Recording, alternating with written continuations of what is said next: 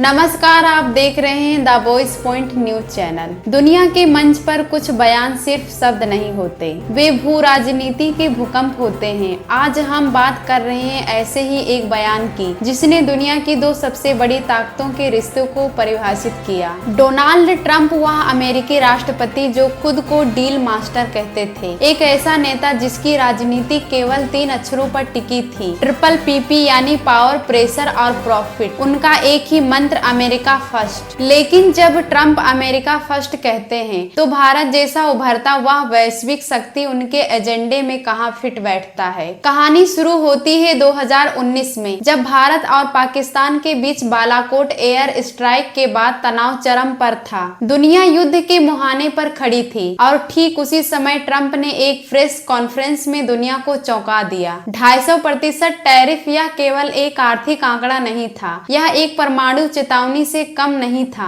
सवाल है, यह धमकी क्यों दी गई थी? क्या यह भारत पर दबाव बनाने का एक सीधा प्रयास था, या इसके पीछे एक गहरा सोचा समझा कूटनीतिक खेल था? यही वजह है कि ट्रंप की निगाहें हमेशा भारत पर रही, लेकिन बालाकोट संकट के समय इस धमकी का दोहरा मकसद था क्षेत्रीय शांति का संदेश। यह धमकी ऊपरी तौर पर भारत के लिए थी, लेकिन असल में यह दुनिया को यह सिग्नल था कि अमेरिका किसी भी हाल में युद्ध नहीं चाहता। युद्ध होता तो वैश्विक अर्थव्यवस्था हिल जाती। दबाव का आर्थिक हथियार। अमेरिका अक्सर अपने विरोधियों को सैन्य ताकत से नहीं बल्कि आर्थिक दबाव से झुकाता है। यह 250% टैरिफ सिर्फ एक डिप्लोमेटिक प्रेशर टूल था। ट्रंप दुनिया को यह दिखाना चाहते थे कि वह इतने ताकतवर हैं कि दुनिया के सबसे बड़े लोकतंत्र को भी बातचीत की मेज पर खींच सकते हैं। यह उनके घरेलू चुनावी एजेंडे के लिए भी जरूरी था। लेकिन भारत अब 1990 का भारत नहीं था। भारत की प्रतिक्रिया क्या थी? क्या मोदी सरकार घबरा गई? बिल्कुल नहीं। भारत ने ट्रंप की इस धमकी को नोट किया, लेकिन रिएक्ट नहीं किया। यह भारत की नई विदेश नीति की सबसे बड़ी जीत थी। नई दिल्ली जानती थी कि अमेरिका भारत को झुका नहीं सकता, बल्कि उसे अपने साथ लेकर चलना ही होगा। भारत का संदेश स्पष्ट था, हम दोस्त हैं। भारत ने अमेरिकी दबाव में आकर ना तो अपने विदेशी नीति के फैसले बदले, ना ही रक्षा नीति के। भारत ने उस धमकी को कूटनीति रूप से डिकोड किया और उसे अपने हित में मोड़ दिया। और यहीं पर कहानी का सबसे दिलचस्प मोड़ आता है। कुछ ही महीनों के भीतर ट्रंप का टोन पूरी तरह बदल गया। जो ट्रंप धमकी दे रहे थे वही कहने लगे, India is a great friend, we are working on a fantastic trade deal. यह बदलाव यूं ही नहीं आया, यह भारत की आत्मनिर्भर और इक्वल पार्टनरशिप की नीति का नतीजा था। भारत ने बता दिया कि हम डील करेंगे, लेकिन बराबरी की शर्तों पर, विन विन के आधार पर। धमकी से दोस्ती तक का यह सफर, जिसे भारत ने रणनीति और शांति से तय किया, आज दुनिया के लिए एक केस स्टडी है। अब बात करते हैं उस ग्रेट डील की जिसका ट्रंप ने जिक्र किया। अमेरिका के लिए यह कोई साधारण व्यापार समझौता नहीं है, यह एक सामरिक समझौता है।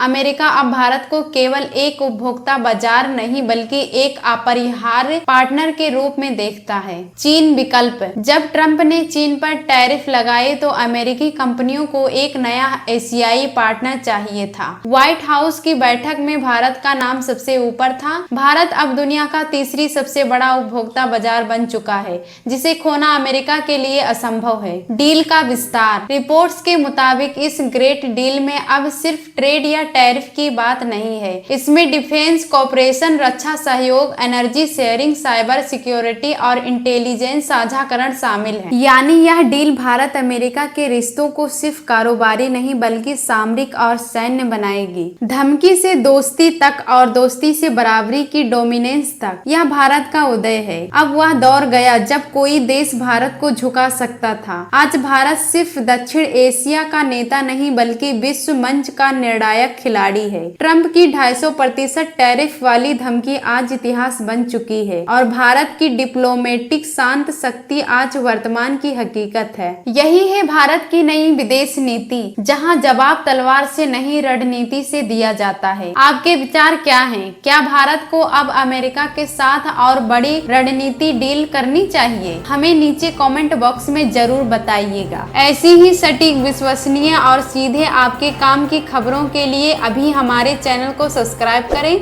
इस वीडियो को लाइक करें और बेल आइकन दबाना ना भूलें, ताकि आपसे कोई भी बड़ी और उपयोगी खबर मिस ना हो। कल फिर मिलेंगे नई और सबसे उपयोगी खबरों के साथ। तब तक के लिए देखते रहिए the voice point news channel.